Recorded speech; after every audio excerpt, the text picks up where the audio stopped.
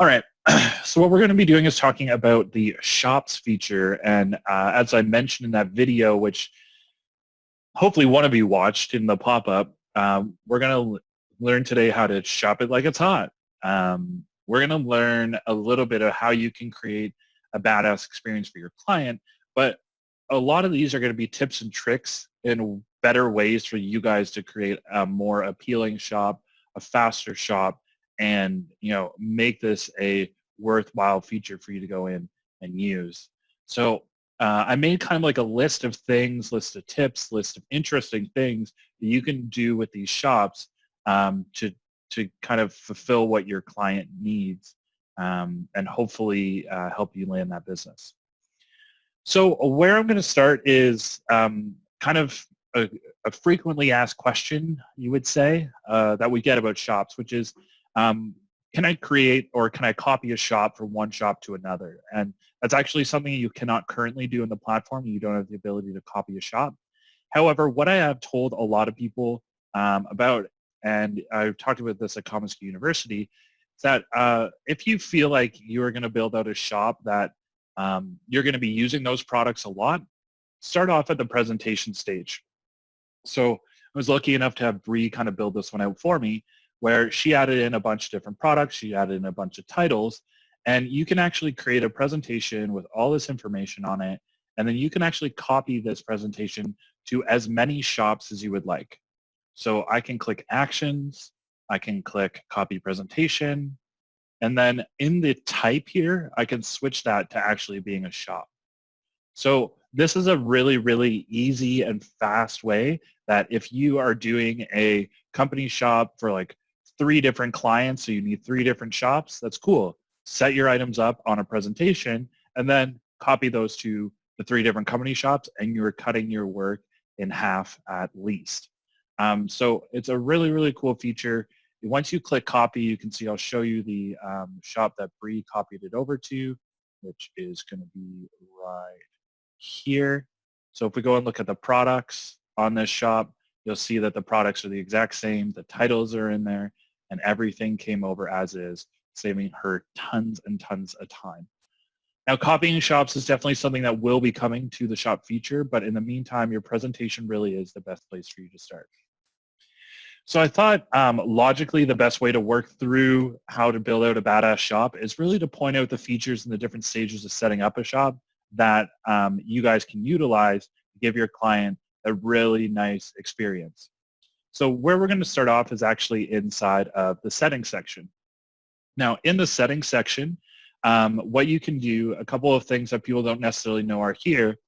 You have the ability to change whose contact information is showing on the shop. Now this is also born out of a request from a lot of distributors who are building shops that if you're building a shop for a client and that client or that main contact at your client wants all questions directed to them rather than to you guys, you can actually do that in the shop, and you can do that up here in the shop contact name and the shop contact email. They're just text boxes, but what that allows to happen is when your client is looking at the shop or an end user is looking at this shop, they can actually click on the question mark and they'll be able to see who they should actually be contacting. And this actually, so you can see Ashley Average's name is over here. So you're actually routing those questions to somebody internally at their company rather than you guys, which is kind of like an external partner. Now, kind of the next thing on the shops, you guys probably just saw this, but on the splash screen here, you have the ability to customize the text, obviously, to whatever you guys want. This was actually a tip that I had no idea that we could do this, and it was our own Bree in support who found this for me. But if you want kind of more unique looking text or you want something to look a little bit different rather than just kind of the standard commonsku text, what you actually can do is you can go to a online HTML editor like this one, and this is just html-online.com, and you can actually fill out the information that you want to show, and you can edit all the text in this text editor on the left and use all these formats and coloring and underlining and all that stuff. And you can actually take the text that you create here and copy it, and then you can paste it right into the splash screen for your client to see. So it gives them, it's a way for you to kind of notify people when they first log in about details, or give them a nice little message, or whatever it is that you want to show them. So you can actually customize that here and make it look a little bit better, do it in brand color, that type of stuff. So really kind of cool way to do it. I think with Bree's shop, she actually was also able to drop in an image there. Obviously not the best image, but you can upload an image in here and drop that into the splash screen as well. So when your client looks at the shop, again, creating a more personal experience for them rather than a really kind of standard wording when they log into the shop itself. So just a couple of small things on the splash screen, again, because that's your first impression, right? If your client is looking at the shop, the first thing you're going to see is that splash screen. So kind of moving this down just on the theme of getting this set up, there's a couple of other little things that you can do in your general settings section that I think is unique and will help both you guys and your client. Internally, you have the ability to add tags at this level, and this will tag every order that comes through the shop. So this is a really nice way for you to be able to track what sales you're getting through shops specifically, rather than having to go into every order section and then actually going in and clicking into the order there. If you tag the order, and how I see people use these now is they might tag it with like the shop name, then you can use commonsku's reporting section to see all the orders that come from a specific shop, right? And it makes the commonsku reporting function a little bit stronger for you. So tagging orders with a shop name, or if you're trying to track a certain type of business, pop-ups versus company, that type of stuff that you could do this year. Kind of the last thing in the settings before we get to the very bottom here is a feature that we added a little while ago, which is a checkout limit. A question that we get asked fairly often is, are shops going to be able to accommodate coupons and discount codes? And the answer right now is no, it can't, but it may be something that you'll see in the future of shops. I don't have a timeline, and I'm not firming that up with everybody yet, but I imagine that will be something that we will add in some element down the road. However, what you can do now is you can put in a checkout limit. With a checkout limit, it basically prevents anybody from spending more than this amount of money. And this is really useful. And if you saw me at commonsku University, Laurel at IMM did a really great job with this feature. But you can kind of cap people out. So for example, if every employee can spend $50, then you can put a checkout limit at $50. Put the pricing at your items at whatever the pricing is, and they can't check out at anything above that. So it is kind of this nice way, if the client has a set spend limit, for you to be able to cap that and prevent them from actually being able to order over that amount. So kind of moving on from the settings, we're going to jump back here and talk about questions in a few minutes. But jumping on from the settings, I think one of the most interesting things I've seen for shops that have been created is that people don't spend enough time in the design area. The design area is a way for you to create a nice impression for your client, but this is really trying to make it visually appealing.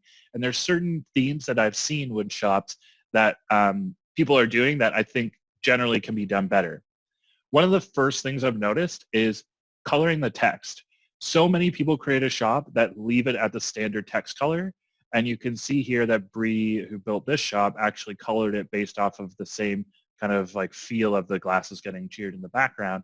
So it's a more unique way to be able to approach this by coloring the text something different, brand colors, that type of stuff, and just gives it a different feel.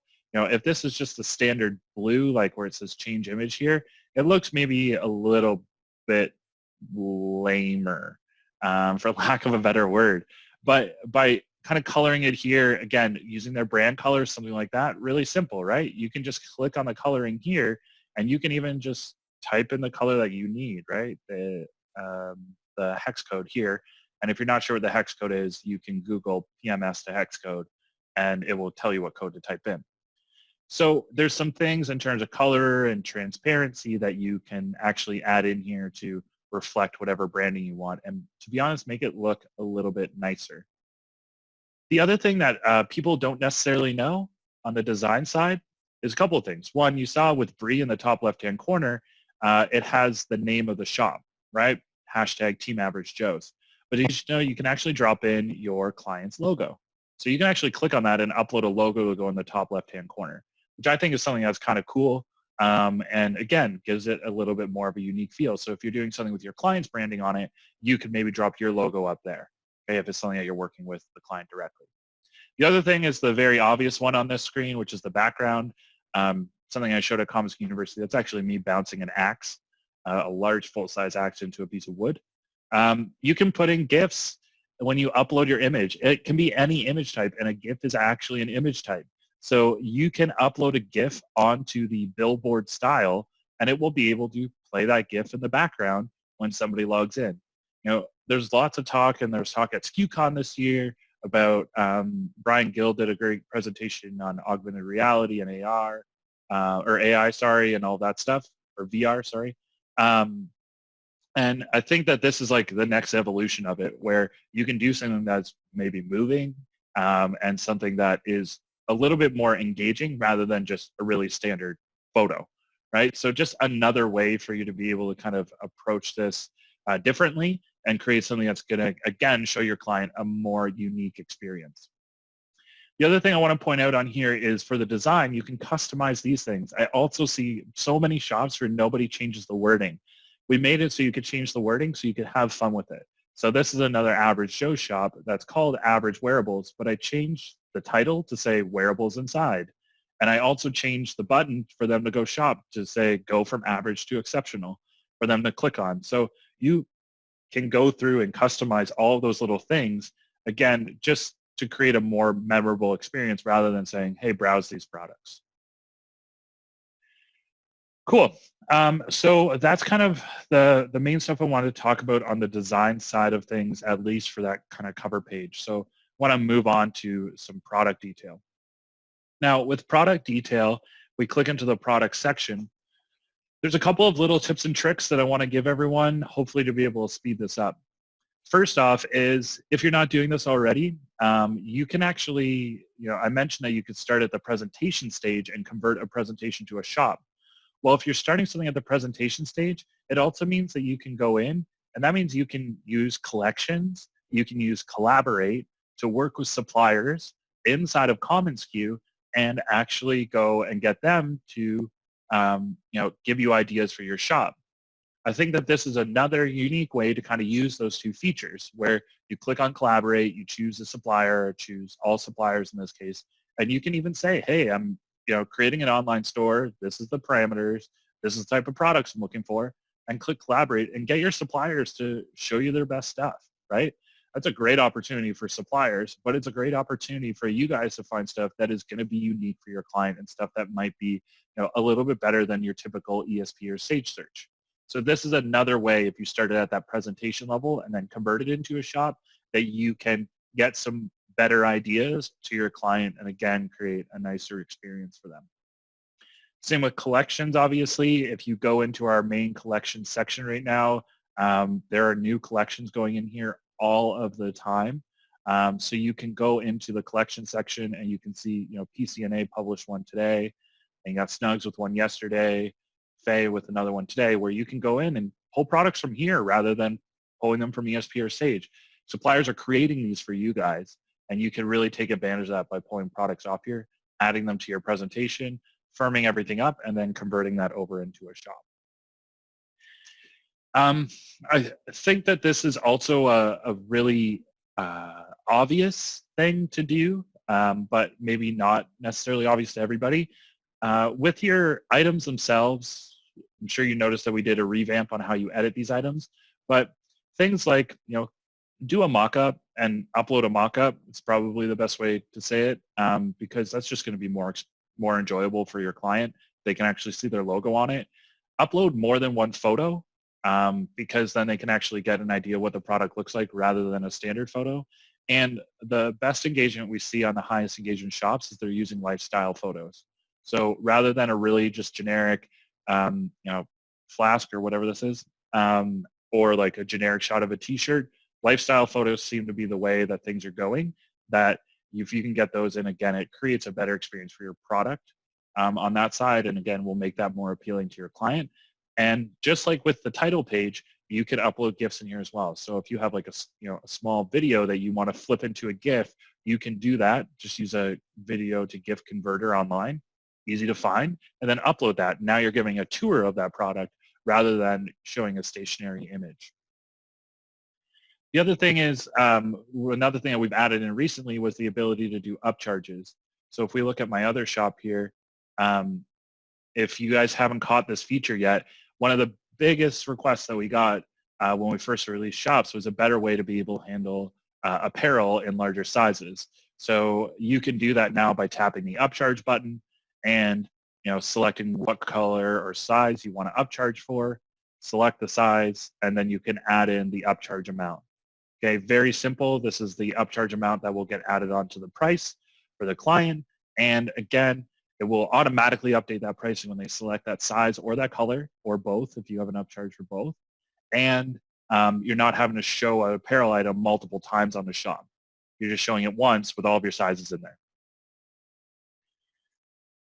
This last one, or kind of last two, have to do with pricing and layout. A really, really interesting option for everybody with Popup Shops specifically is to put in a retail price.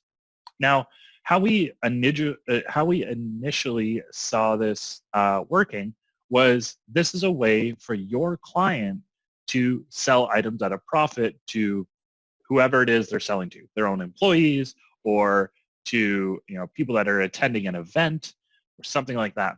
So on a pop-up shop, the retail price is what's shown to the end user who is purchasing. So if I was to go and try and purchase a shirt on this shop, it would say that the shirt itself is, $15. So you can see if we look at my shop setup for this shirt, the total is $7.89, and that's how much I'm selling it to Average Joes. But Average Joes might be selling it to their employees, people attending something for $15 a piece. So you'll see that if I go and I actually try and shop here, and I select an item, when I click Add, the pricing for it, if I select one shirt in medium, is going to be $15. Right? So this is a way and a really, really interesting opportunity for you guys to sell this as a solution to your clients. This is a way for your clients to make money off these shops too, right? They can pay online, all of that stuff can happen. So then the selling point for the client is, hey, you could create a presentation, going back to the presentation, and on the presentation, you could show the client, this is how much I'm going to sell everything to you for. Great, here's your price, here's your quantity breaks. Client, here's what you're going to sell it for. Now tell me how much you want to sell, those flasks for. And the client says, oh, I want to sell them for $30. Okay, great. So you go in, you copy this presentation to a shop, you set the retail price of the flask at $30, and now the client is actually making $5 off of every flask. Unless they sell 100 of them, now they're making a really good profit off that. But it's a nice selling piece for your clients to be using the Shops initiative. A question that we got with this a lot as well is, well, how do I handle the back end of that? commonsku is going to collect this fee. So they're going to collect the $30 if you enable credit card payment. So when you aggregate a pop-up shop down to an order, then you would end up creating an invoice for your client, so Average Joe's. So what you would do is take all of the money that you collected from that shop, and you would either A, remit the difference of what you collected versus what Average Joe's owes you over to Average Joe's, so just give them the difference, their profitability, or send them all the money that you collected from the shop and then send them a final invoice at a commonsku for what they have to pay you. Okay? But such a unique opportunity, right? There hasn't really ever been anything in our system that allows your clients to make money. Right? And that's really what this pop-up shop can do. Now, on the other end of the spectrum, very common scenario that we see here is people wanting to do pop-up shops for companies who are offering their employees to go in and order a size of a shirt, and the client's going to cover the cost of everything. Really common question we've got is, well, what do I write in the retail? And the answer to that is just write zero. If the employee doesn't need to know how much the item costs, write zero. Okay. It's a really, really easy way to handle it. Then you can collect all these sizes, all the colors, everything that you need, and aggregate that down. Because again, this is the pricing that we're going to pull when you aggregate the order down into a sales order in commonsku. So this pricing can be filled out, but you can leave your retail at 0, and then the employee can pick whatever they want without ever actually knowing how much it's going to cost. Okay, so just kind of another way for you to have a potentially different solution for your client. The other kind of use case that I've seen about this, to be honest, is for inventory pulls. What some people will be doing is they actually set this up as a pop-up shop. They send it out to the client. The client places orders over the course of a month, and at the end of the month, they ship out. The distributor ships out everything that they ordered in that month out of inventory, and they just have the pricing at 0. Right? They even have this pricing at 0 because the client's already paid for it. And then all you have to do is tack on a fulfillment charge to that order, and now you're collecting inventory orders without having to collect them somewhere else and then key them into commonsku. So kind of getting into the last kind of product, this is more of a hack. And again, referring back to commonsku University, if you saw me talk at university this year, this was my hack of the year, but it was using these, using a product as almost like a title. Something that another request that we've received is, can you do subcategories? You do titles as categories, but can you do subcategories? Can't really do subcategories right now. But let's take a look at my shop and how I was able to handle it. So when I load this shop, if we go into the product section, what I did is I created a product, and on the product, I basically created the product for myself, and I put up a graphic called short sleeve. I designed this super quick. Obviously, you guys can do something maybe a little bit nicer. But if the client clicks into it, it just says, hey, this is your short sleeve stuff. Check out the selection of short sleeve shirts, and then they can scroll through.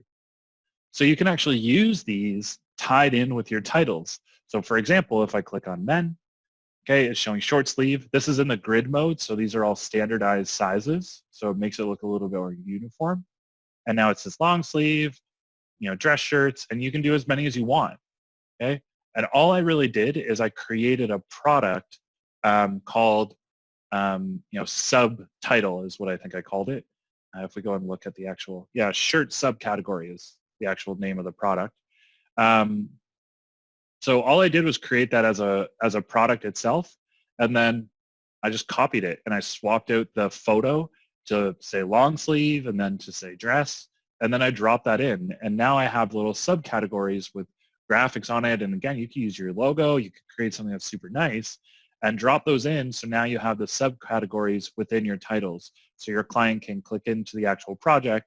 They can go into men and say, okay, these are all the short sleeve shirts, and these are all the long sleeves, and these are the dress, and great. So it's just another visual piece that really kind of helps the client navigate through the shop and make it nice and easy. Okay? So I love that hack. Again, shout out to Monarch for coming up with that in the process side. So the very kind of last thing that I want to talk about in terms of like tips are more like hacks that you guys can use based off of some stuff that I've gotten for distributors. So a request that we've had come through a few times is, hey, Aaron, I want to do a pop-up shop, but I don't want to ship to one location. I want to ship it to everybody individually. Come up occasionally. Okay? And how can you do that on a pop-up shop? Well, with a pop-up shop, as you guys probably know, because you guys are all shop experts already, just here to learn maybe a little bit more. As you know, on a pop-up shop, you have to predefine a billing and shipping address, because if you want to be able to accept credit card payment, we need to know a tax to pay. That's why we don't really let you do it, is because if we let somebody key in their own address, we would have no idea what tax to choose. So this hack will really only work if they're in the same kind of like tax percentage or tax area. Okay? But it's kind of a cool hack. With a pop-up shop, what you can do is you can add checkout questions. So what I've advised other people to do is create a checkout question, so they have to fill out their information in the checkout, right? They have to fill out their street name and number, city, state, zip code, and contact phone number. So you're actually using this to capture their unique address. You make them mandatory questions as well, and then all of the answers to their questions will fall onto that CSV file, and you can use that CSV file when you aggregate the order down to send that out to your vendor to give them a split ship list. So it's actually like this really kind of cool hack. So if we go through and I show you guys how that will actually function. So if I go into my shop once again and I want to order, let's say this shirt, great. I want 2 mediums, check out. And now I have to, fill out my name, fill out my email address. Great. And now I can, hey, look at that. It auto-filled all my information. I can put in my phone number.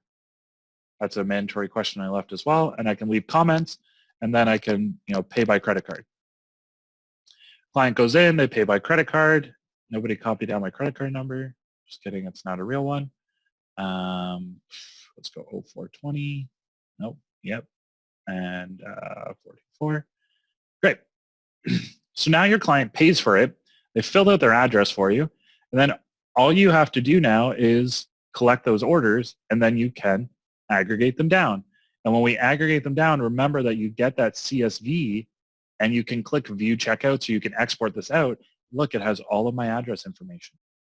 Now, when I aggregate this down, I generate one PO. I just use a CSV file to send to the vendor, and it gives them a list of who to ship to, what item to ship, how many, and then their address is right there, right? And now your vendor can do that split ship for you. So a really kind of cool hack, but like I said, it all really just depends on taxation of items for it to work. Last two, just to kind of mention, both actually don't really have to do with pop-up shops, but have more to do with a company shop. And on the company shop, it's actually also another checkout hack. We've got the same request on the company shop side of people wanting to be able to key in their own address because you don't want to ship to a location, or you don't know every location that the company could be ordering from, but you want to be able to capture their addresses. Well, same thing. If you're doing a credit card checkout here, you need to predefine the address. So what you can do is you can actually create a couple of addresses that works around the system so they have to key it in. So what I did is I added 2 address options to this company shop. I added same as billing, so they can just select same as billing, and then I applied this tax percentage because they have to key in their billing address. And the other one is add your address to the checkout notes. So again, same taxation rules will apply, but in this case, if you need to collect addresses and you don't have all of them listed out, and the client orders something like this, okay, once again, I can go and I can tap checkout, and then your client can key in their billing address, whatever, but on the right, they can either choose same as billing, or they can say, oh, add your address to the checkout notes, and then you can type their address in here, and they can say, 250 Merton, Toronto, Ontario, M5P2G8. You can actually also use this as a way to instruct them on the splash screen. Maybe they need to enter their customer PO number here. They need their cost center number written in here, whatever it might be. Okay, but they fill that out. Again, they pay by credit card, and then with a company shop, it creates the order and the invoice right away. And these notes will go into the overview of the project.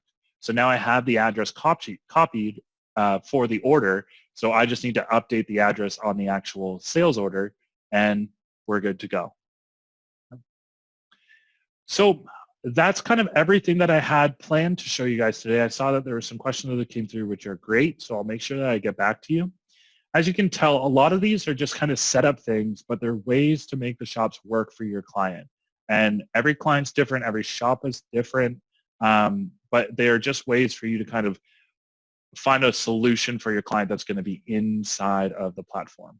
So if you have any questions about any of those tips, any of those tricks, or if you are building out a shop and you just want the support team to check it out and give you our 2 cents, then just reach out to us in the support chat or drop us an email at support@commonsku.com. We're happy to take a look at that and make sure that you guys are creating the best possible shop for your client. So enjoy the rest of your Thursday, everybody, and I'm sure we will all talk soon.